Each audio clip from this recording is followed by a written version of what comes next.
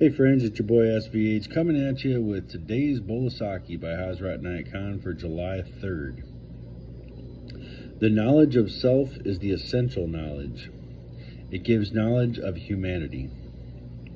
In the understanding of the human being lies that understanding of nature which reveals the law of creation. So let's unpack this one a little bit. The knowledge of self is the essential knowledge. So essential being important, right? Essential being the real essence of life, right? Essence is kind of built into the word essential.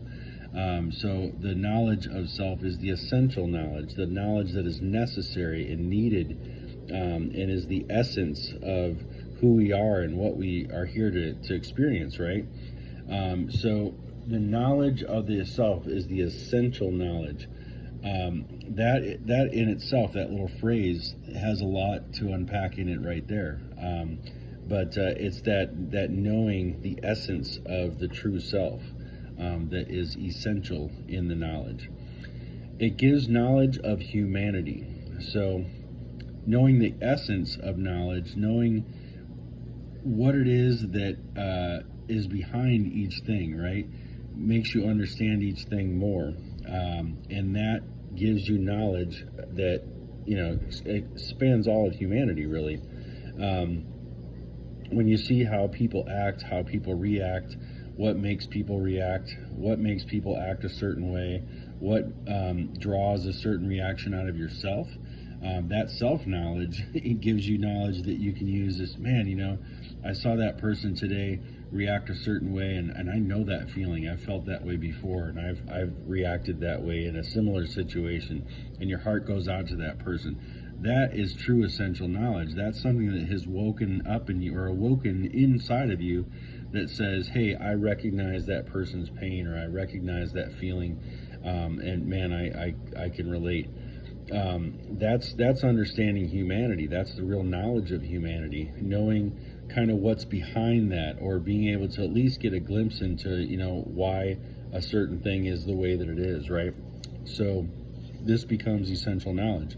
In the understanding of the human being lies that understanding of nature which reveals the law of creation. So in understanding the human being lies the understanding of nature, which reveals the law of creation. So if nature reveals the law of creation, then our understanding of the human being is what actually unlocks that knowledge, right? And this is kind of a tough one to grab onto sometimes, but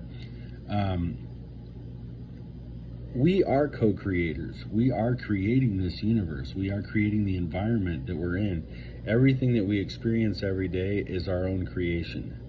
And everyone else is creating this, similar things and similar experience, but it's all created. It's all created by our mind, by our thinking, by our actions, by our thoughts.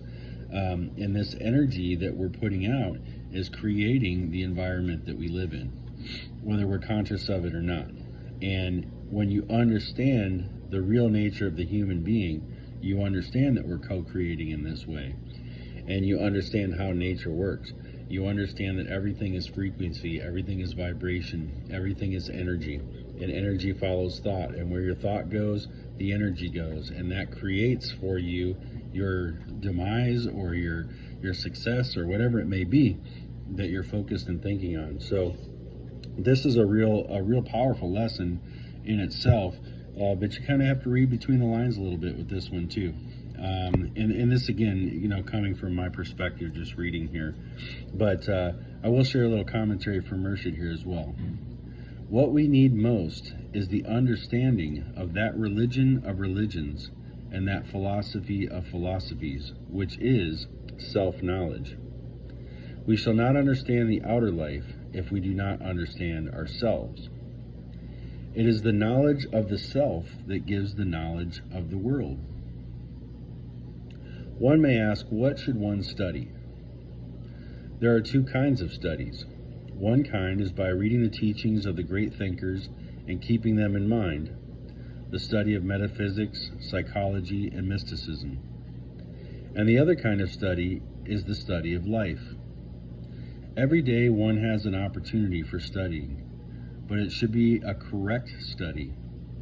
When a person travels in a tram car, in the train, with a newspaper in his hand, he wants to read the sensational news which is worth nothing. He should read human nature, which is before him, people coming and going. If he would continue to do this, he would begin to read human beings as though they were letters written by the divine pen, which speak of their past and future. He should look deeply at the heavens and at nature and at all the things to be seen in everyday life, and reflect upon them with the desire to understand.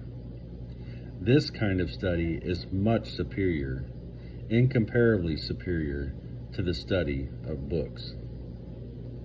So there you have it, folks. I mean, it really is about the study of life, the study of the experience, the study of the nature of things and how creation works in all its mysterious ways, from the, from the most genius things to the most idiotic. There's something to be learned from everything, something to be experienced from all these different things. And that's what Mersha is really alluding here to. It's great to study books. It's great to study teachings. We have such a wealth of great information available to us now. So many teachings of ascended masters, so many lost hidden books of the Bible or other religious texts, sacred texts and sacred documents from around the world. We live in such a time when so much information and so much truth is available to us if we really know how to go looking for it. And that's great to study, but an even greater study is studying the nature of things, studying the human being, studying how we interact with each other, how life moves, how things go, just the flow of the day, right? All of this can teach us so much more than we can learn in books. Just a lot of different things that can be pulled from this one today. But there you have it. There's your Bowl of Saki for July 3rd. And I'll be back tomorrow with another fireworks edition, July 4th, Bowl of Saki. Take care. Have a good night.